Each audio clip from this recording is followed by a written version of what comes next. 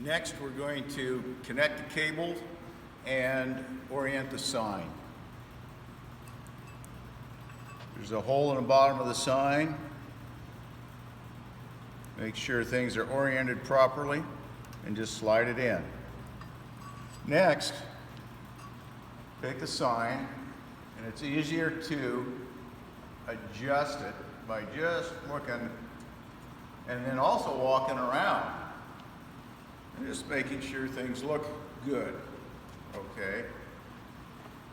Next, I tighten with a 1/4-inch Allen and go around all 4 twice to make sure everything feels nice and tight, really snug.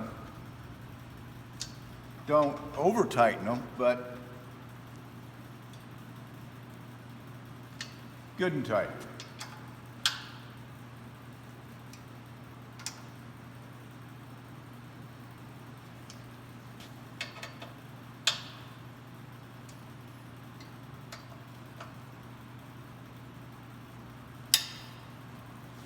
And that part's done.